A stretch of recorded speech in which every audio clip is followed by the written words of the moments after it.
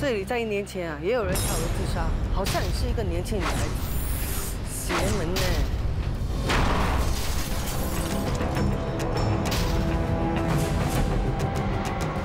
林立奇。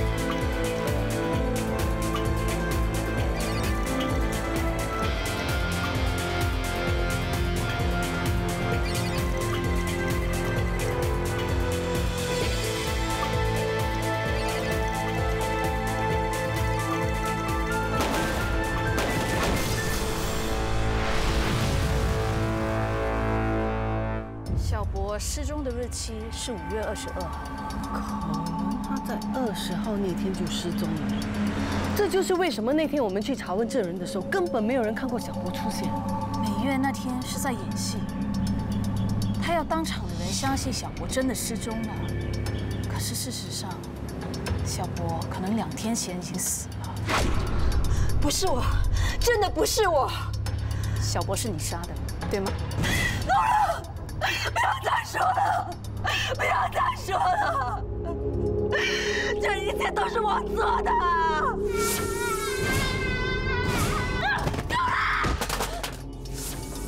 当时，我把多年来忍受的压力、委屈、怨恨，都一股脑的发泄出来，我完全无法控制我自己。 当我醒觉的时候，小波已经没有气了。过后呢？你又做了什么？我很想救小波，可惜都已经太迟了。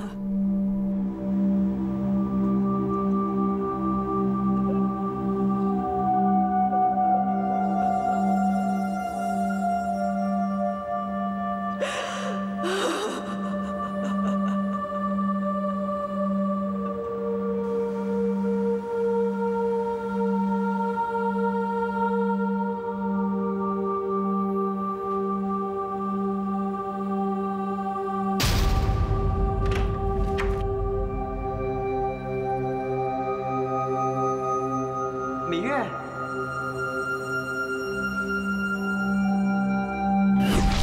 美月，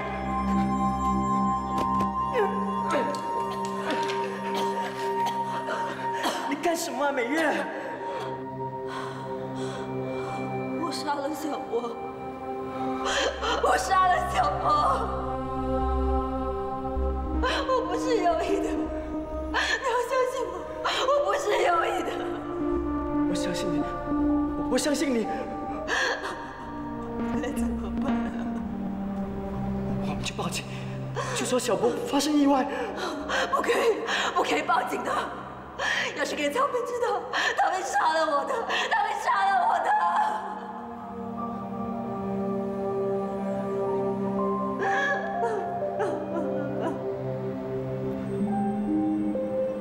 美月，你相信我吗？ 交给我去办，我一定不会让任何人知道的。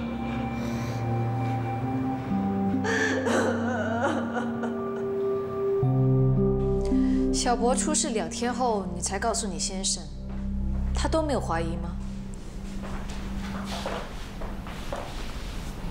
当时我骗他说，我把小博寄养在朋友家，所以他没有怀疑。后来你假造小博失踪的假象，让现场的证人都相信他被拐走了。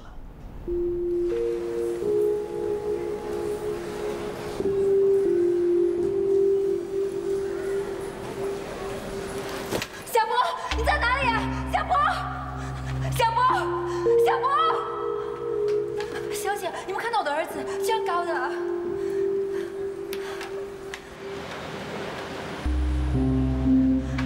周伯，你们看见我儿子啊？没有啊。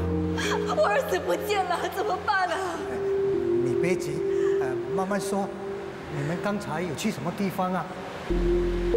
仔细想。当我们去找于正邦，询问关于你的事情时，他们的儿子小博2个礼拜前失踪了。你知道这件事吗？于正邦就开始担心，或许警方会查出真相。当时他已经拐带了第2名失踪儿童，于是他回到埋尸地点，为小博穿上女装，扮成和所有的失踪儿童一样，目的是转移注意力。就算警方找出尸体，也会顺理成章地怀疑他是凶手。我没想到他会这么做的。当星辰知道小博穿女装的尸体出现时，他不相信于正邦会是凶手。警察已经到处在找你了，你还敢回家？为什么警察会来找我？可能你做的事，警方已经知道了。你还是快走吧，我会安排你离开新加坡的。别碰我！别碰！别碰！怎么了？你不舒服啊？我不能走，我不能离开的。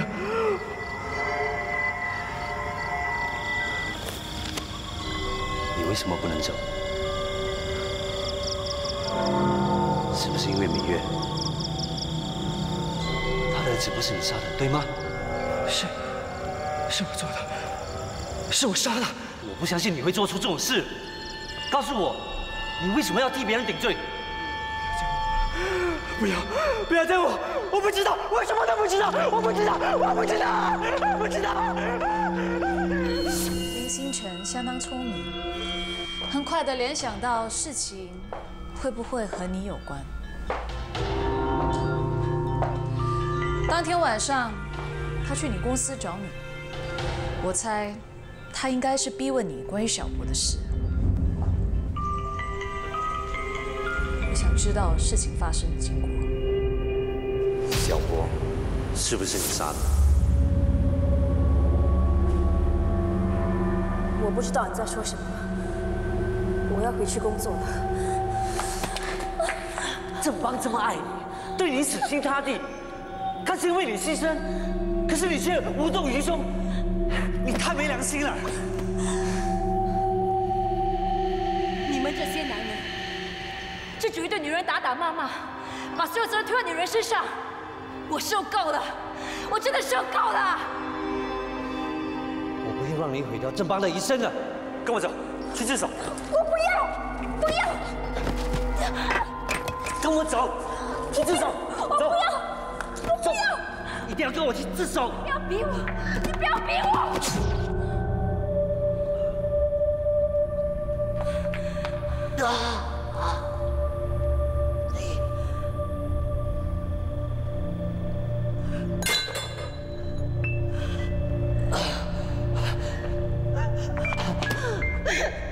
星辰，对不起，我不是有意的。你等我，我去叫救护车。不必了，你走吧。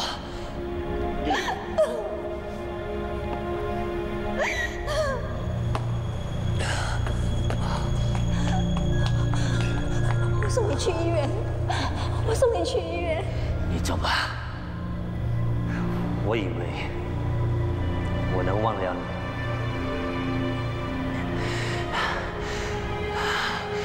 可是我越想忘记你，就越忘不了你。对不起，我对不起你。我不会让人知道这件事的。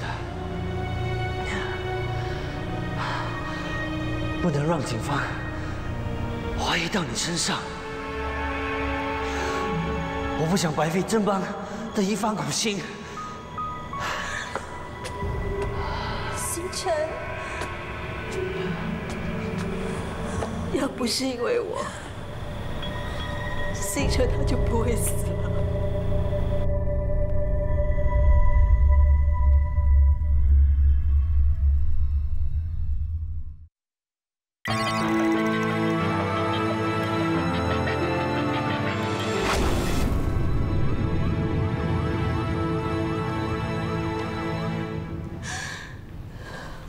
我已经很努力、很用心的想成为一个好妈妈、好太太。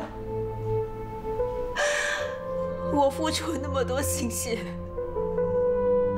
我真的很努力了。为什么到头来却会变成这个样子？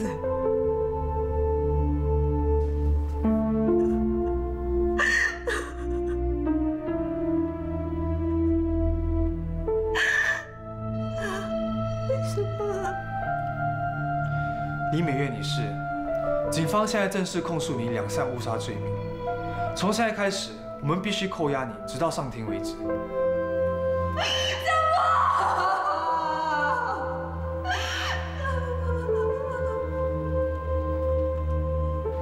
为什么会这样？还有那2个男人，过了那么多年，对你还痴情一片。 可惜他却爱上一个这么狠心的女人。我很爱美玉，这个世界上没有人比我更爱她。我以为我能忘了你，可是我越想忘记你，就越忘不了你。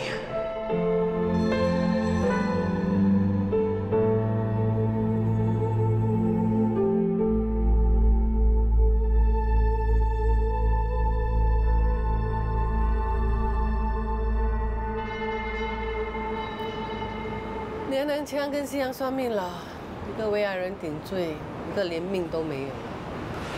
最惨的是啊，李美月不小心杀死自己的孩子，这种痛苦啊，是谁也承受不了的。啊，这个案件啊，真的很惨啊。他们都是做错了，才会走上绝路。不过，无论什么情有可原，犯罪始终是犯罪。 还是得受到法律的制裁。哇，仲梦，你这个人一点同情心也没有啊！我当然有同情心，只是没有像你这么滥用而已。哎，其实像李美月这么楚楚可怜又温柔的女人，真的想不到她会是凶手。你是什么时候开始怀疑她的？当我通知他，我们发现小博的尸体。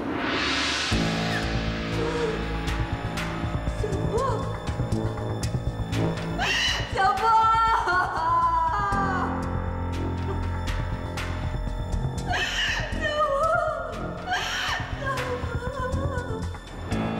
虽然当时他的确很伤心，不过他之前已经失去小博，最悲伤的时刻已经过去了。当时他表现的是过度气候的情绪。这样也让你看得出，人的悲伤情绪是有层次的，这不难察觉。 过后，他只专注曹品的状况。他有糖尿病，需要定时打胰岛素来控制病情。如果你把他关在里面的话，他的病会发作的。求求你放他出来好不好？正常情况下，当时的他应该满脑子都是儿子死去的念头，不会有多余的空间去想这些细节。还有，他情绪太快恢复过来了，跟曹品有强烈的对比，所以我才请了一下。看来要当警察，真的要像你这样，差异心要很重了，不然像我这样太容易相信别人，一定很难啊。什么猜疑心很重，是观察入微。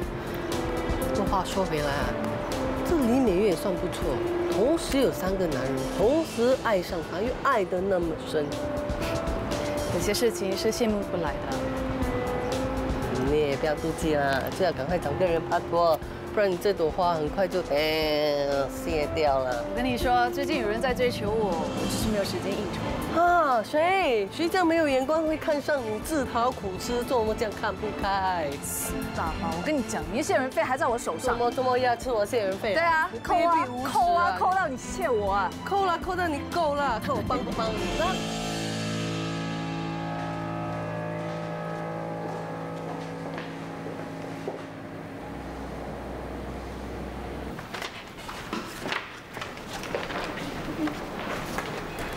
小妹，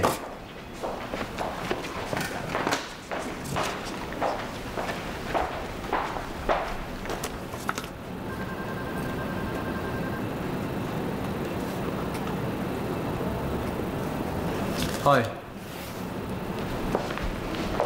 这么有空，专业的律师，刚好需要来警局处理一些事，所以给我一个很好的借口来找你啊。你还蛮坦白的哦。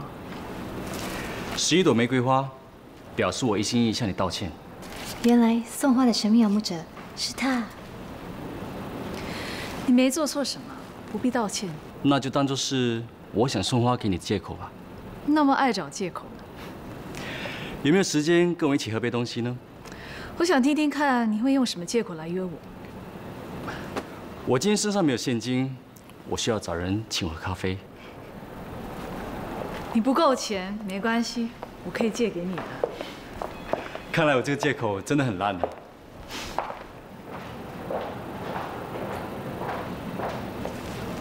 喂，干嘛躲在这里啊？我没有躲，只是刚好站在这里。这是什么？哇，买花送给老大。德伟，你迟了一步哦。你还是有机会的，加油！可是呢，下属爱上司是不会有好结果的。Good night。拜。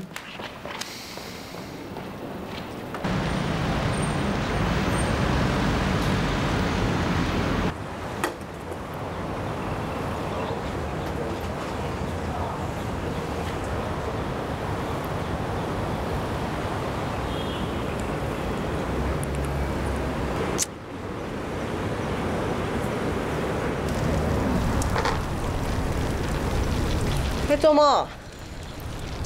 哦，是要给西洋算命佬啊！我错了。错什么？当然是不是你一个人被骗？反正人都死了，看开点啦。原来学习塔罗牌算命是没有用的，我以后再也不学这种东西。对啦，我们不用知道将来会发生什么事，最重要是现在活得有意义。反正我的人生是悲惨的。知道了也没什么用。有的吃有的住，很惨咩？对于一个没希望的人来说，衣食住行根本算不了什么。你呀，整天这样想，有希望都变成没希望啦。走啦。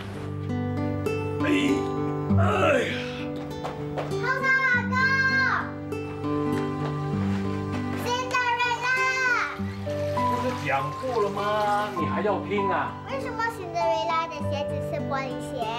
我怎么知道？玻璃鞋就玻璃鞋喽。阿公，我要穿玻璃鞋。去哪里找玻璃鞋给你？玻璃鞋啊，只有在故事书里头才有的。你要玻璃鞋啊？来，你坐上去，我找杯子。这个呢？就是你的玻璃鞋，来，你满意了吧？在做什么？我是辛德瑞拉耶！就是叫阿公讲故事给你听啊，买了很多本给你啊，给你啊。阿公很无聊哦，让阿公用玻璃鞋表演喝水，好不好？走。阿公，来，叫阿公啊，全部讲给你听啊。喂。大宝啊，你跟我有仇没？你不知道我被他烦得要死了。哼，没想到啊，当年的威震江湖的霹雳刀洪朝公，我今天要讲故事给小朋友听啊。反正你那么喜欢讲故事，不是讲到你够咯。哇，我身体很痒哎，你们身体会不会痒啊？哎，你这么一说，我也觉得痒哎。怎么会这样呢？一定是衣服的问题。不会吧？这衣服刚洗的。哦，一定是你呀！那关我什么事？我们衣服都是一起洗的嘛，都告诉你别把底裤放在里面一起洗了，一定是你在外面惹了什么病回来是吗？你不要有的赖就赖啊，说不定是你自己啊。这次洗衣服的人是谁？阿公。哎呀，我只是把底裤丢进去里面一起洗嘛，没那么严重吧？马上去案发现场。昨天用什么洗衣粉洗衣服？这个。这个是老鼠粉。什么老鼠粉？明明就是洗衣粉。这几只啊都是老鼠来的，看清楚。喂，拜托啊，这个才是洗衣粉啊，你连这个都分不出。你们很过分呢！什么时候换了老鼠牌的洗衣粉也不告诉我的，害我弄错。啊，这是老人痴呆症的前兆，目前为止无药可救。老糊涂啊！以后不要动当病人来粉。哎，你什么都不要说，我是不小心弄错而已，不是故意的。你们有需要这样对我吗？哎！我红潮哥行走江湖几十年，今天沦落到要给你们欺负。有这个需要吗？你们？我是这样跟你说，你的衣服都穿倒反了。你开玩笑，我整天。难道我真的要变成老人痴呆？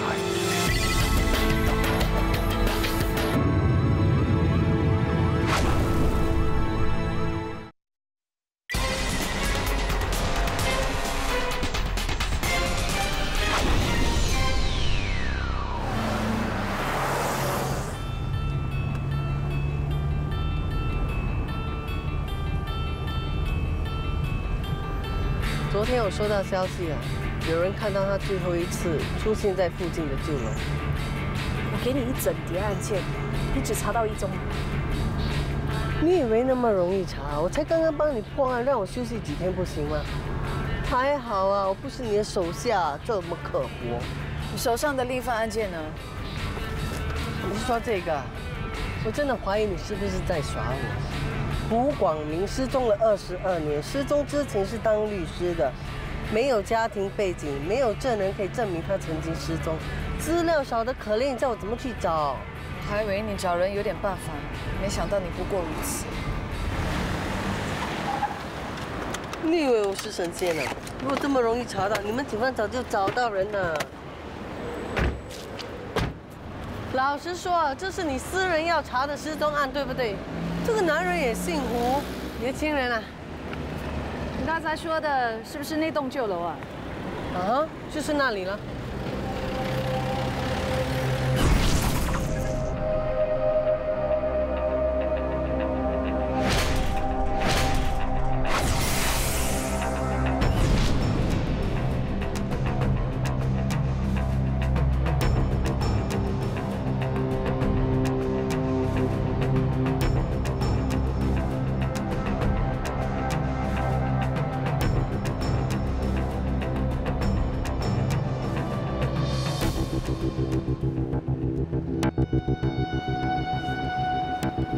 真的不想说啊？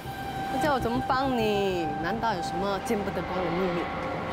这么喜欢探听别人的私事，就叫你神神秘秘，越不说我越怀疑咯，越怀疑我就越想知道咯。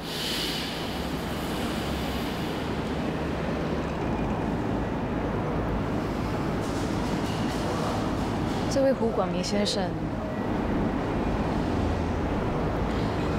他是我父亲。你父亲失踪。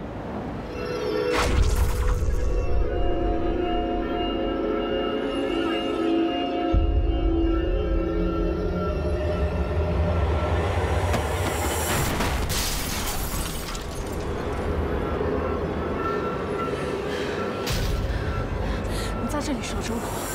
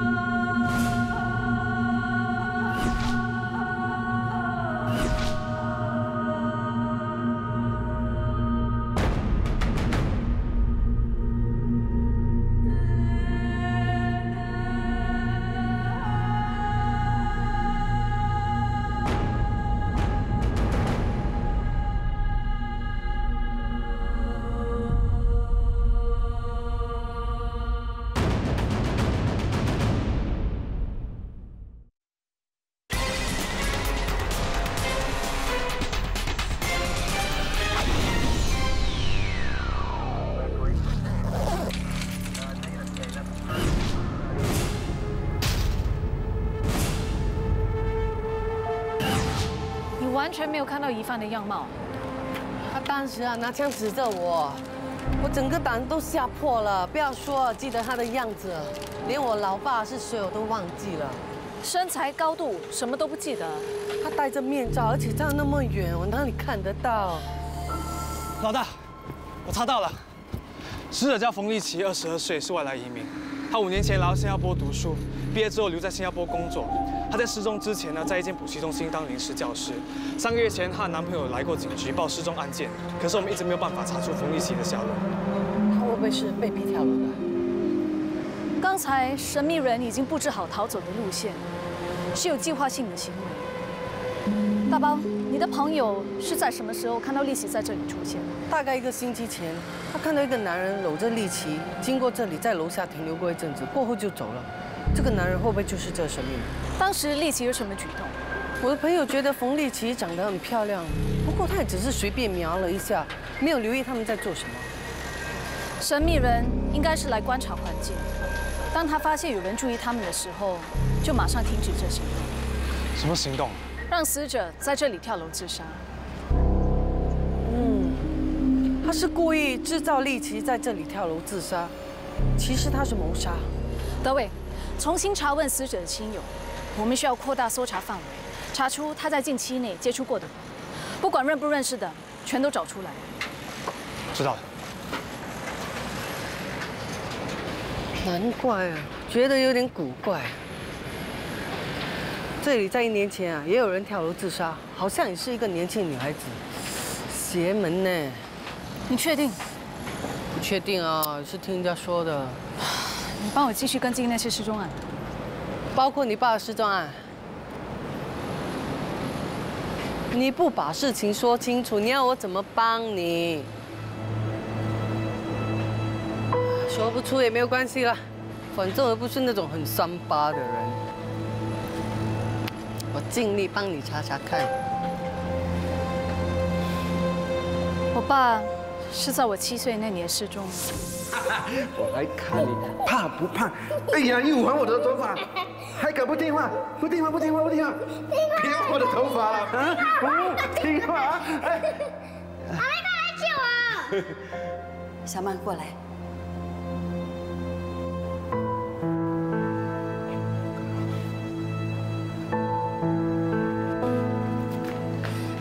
放开他！爸爸只是跟我玩。这里没你的事，你回房。妈，回房。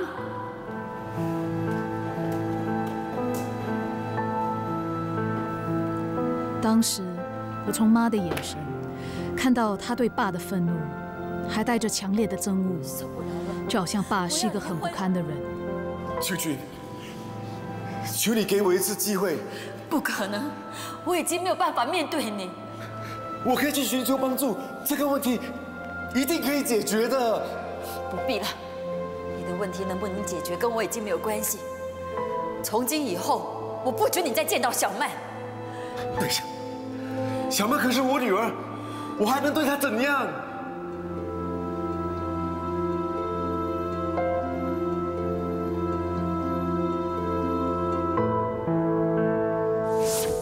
后来我就很少看到我妈，她就这样无声无息的从我生命中消失了。完全不知道他们之间的问题啊。我妈从来不提，也不愿意说。当时我猜我爸可能是有了外遇，可是后来我又觉得不像，他一定是做了比较严重的事，才会导致我妈这么绝情。无论我爸做错什么，他始终是我爸，所以我从小就立下志愿，一定要找回爸。所以你当警察，就是为了这个目的。我和我妈为了这件事闹翻了，我们有好长的一段时间互相不说话。可是你妈什么都不说，很难找到你爸的下落。你爸的朋友呢？我曾经有问过他们身边的朋友，不过他们什么都不懂。或许他们是在帮我妈保守秘密吧。可能我可以帮你套一套他们的口风。其实我爸失踪了这么久，我已经做了最坏的打算。或许他已经发生了什么意外，不然这么多年来，他不会不来找我。我知道要找回他就会渺茫，可是我就是不甘心。原来你有这么一段不幸的过去啊！难怪啦，你的性格这么不可爱。你在同情我，还是趁机嘲笑我？才不像你啊！为了破案不择手段，还挖人伤疤，整天在伤口上撒盐，加盐加醋，一点同情心都没有，这么哭啊！好过安迪装哭吗？白骨精，不要这样小气啦！我会帮你啊，找到你爸的下落的，相信我。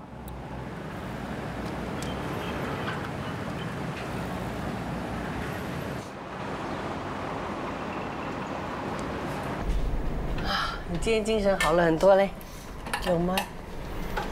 骗你干嘛？13啊！我每天都来看他，当然会好了。来，妈，我来。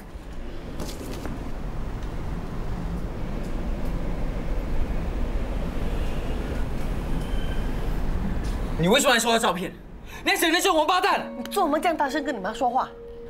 你别这么骂他，他怎么说也是你爸爸呀。我是人啊，这个连狗都不认王八蛋，不是我爸。别这样啊，13。你还希望他来见你是吗？你做梦都不用想了。嘿，嘿，你去哪里？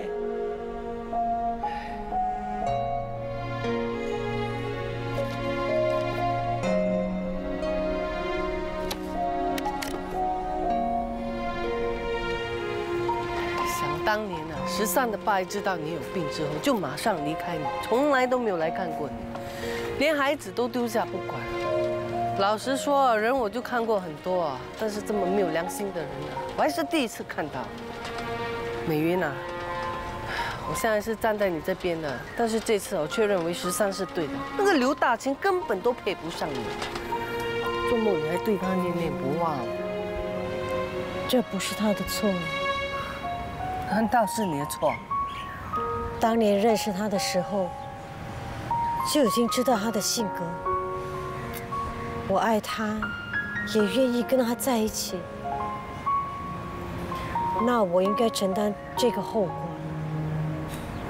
难怪有一首诗叫什么“情什么物”，还叫你去死去活的啊。问世间情为何物，直叫人生死相许。对了对了，就是这首。还好我没有谈恋爱啊，不然要生要死啊，真的痛苦啊。我什么都可以放得下，就只有他和13。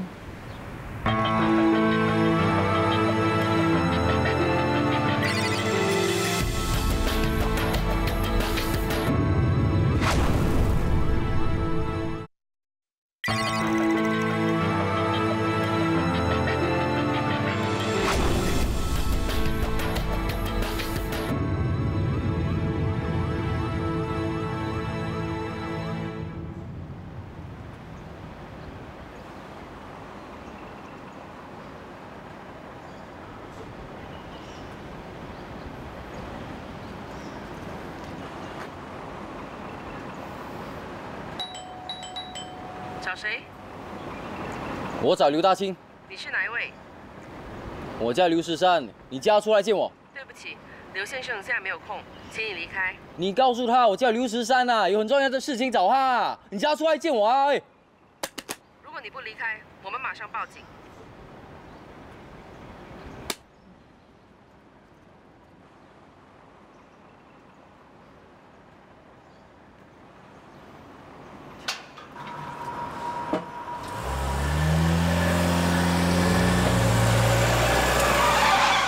刘大庆，跟我去见我妈。刘大庆，我妈想见你啊！喂，刘大庆，跟我去见我妈。刘大婷，我妈想见你，开车知道吗？喂，不要走，我妈想见你，喂，刘大婷，喂，停下，喂。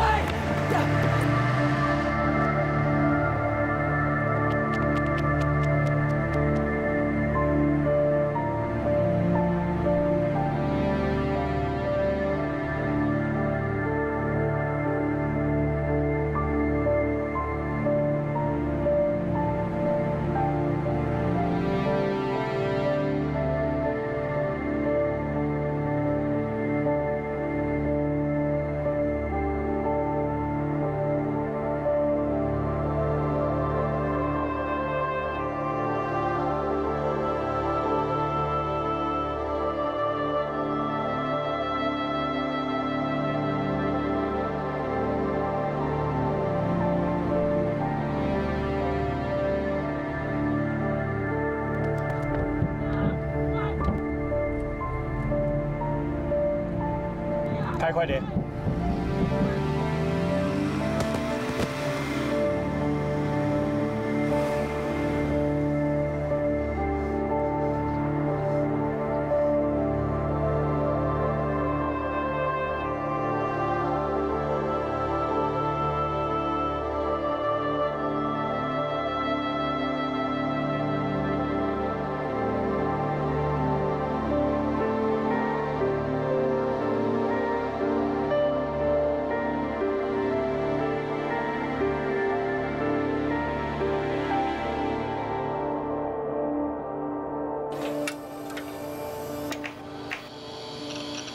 死者身上没有伤痕，死前也没有挣扎打斗的痕迹。不过我化验过了，他体内含有 lysergic acid diethylamine， 就是简称 LSD 的强力迷幻剂。通常服用这种迷幻药会有什么反应？他们会感到非常忧郁，有时幻觉会重现，导致自杀的行为。我问过他身边的亲友，他没有服用迷幻药的习惯。 凶手要死者服用迷幻药，应该是要他在不清醒的情况下坠楼自杀。小曼，你看，在失踪档案照上，他的左边脸颊是没有痣的。我检验过后，发现这颗痣是人工点上去的。本来他的头发是有染色的，现在染全黑，发型也改变。经过化验，他头发是刚染全黑的，不超过3天。 犯这么做的目的到底是什么？想改变形象吧。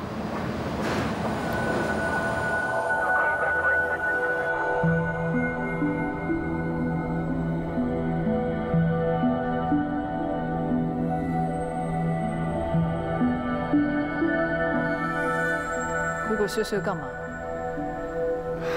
我还以为你已经走了。有什么进展吗？暂时还在追查死者生前接触过的人。 没有什么进展，那早点回去休息吧。其实我有一件事想告诉你。说。我们也认识蛮久了嘛。我记得我第一次遇见你的时候，我就深深的被你吸引住了。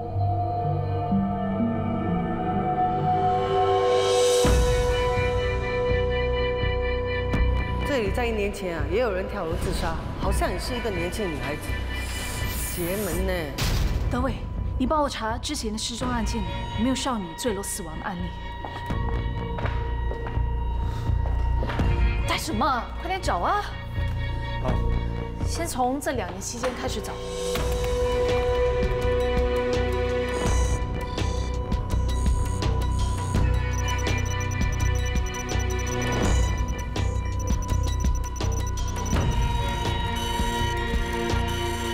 刘美娜21岁，08年9月失踪，10月26日发现坠楼自杀。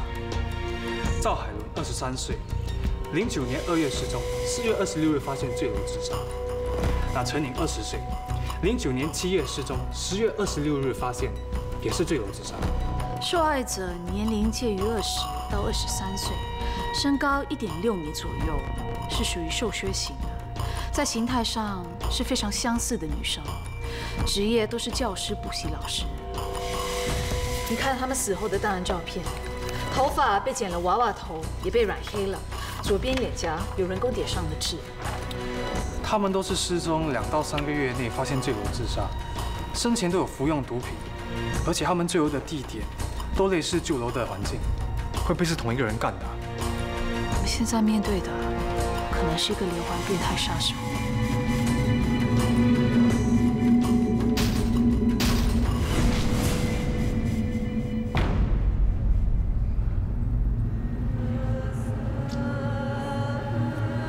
别心急，罗尼哥哥很快就来了。哎，看他来了，罗尼哥哥。喂，你今天有没有乖啊？有。今天麻烦你了。不客气。你应该还没吃午餐吧？